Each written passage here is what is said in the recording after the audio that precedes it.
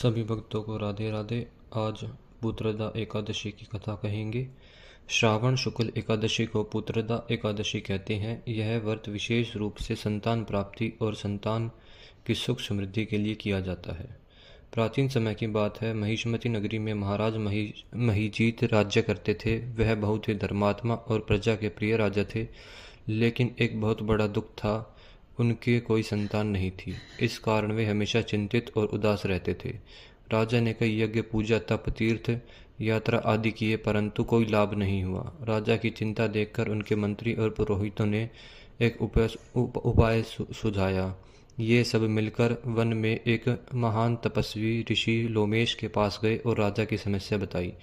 ऋषि लोमेश ने राजा का पूर्व जन्म जानकर बताया, हे राजन, पूर्व जन्म में आपने एक बार प्यास से पीड़ित एक ब्राह्मण को देखकर भी उसे पानी नहीं दिया था। उसी पाप के कारण इस जन्म में आपको संतान सुख नहीं मिल रहा है। फिर ऋषि ने उपाय बताया, आप और आपकी रानी श्रावण शुक्ल पक्ष की एकादशी को पूरे विधि विधान से पुत्रदा एकादशी का व्रत करें और द्वादशी को ब्राह्मणों को भोजन और दान दें। इससे संतान दोष दूर होगा। राजा और रानी ने ऋषि के बताए अनुसार पुत्रदा एकादशी का व्रत किया और कुछ समय बाद राजा को एक तेजस्वी पुत्र की प्राप्ति हुई, जो बहुत योग्य और धर्मात्मा था। इसी के साथ पुत्रदा एकादशी की व्रत कथा समाप्त होती है। अब हम पुत्रदा एकादशी के व्रत का महत्व जानेंगे। यह व्रत विशेष रूप से संतान प्राप्ति, संतान की रक्षा और सुखद भविष्य के लिए किया जाता है। इसे करने से पूर्व जन्म के पाप भी नष्ट होते हैं और धर्म, अर्थ, काम और मोक्ष की प्राप्ति होती है। अब हम व्रत की विधि जानेंगे।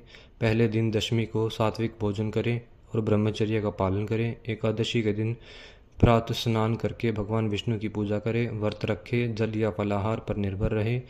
विष्णु सहस्त्रनाम, एकादशी व्रत कथा और गीता पाठ करें। रात को जागरण या भजन कीर्तन करें। अगले दिन द्वादशी को व्रत का पारण करें और ब्राह्मणों को भोजन व दान दें।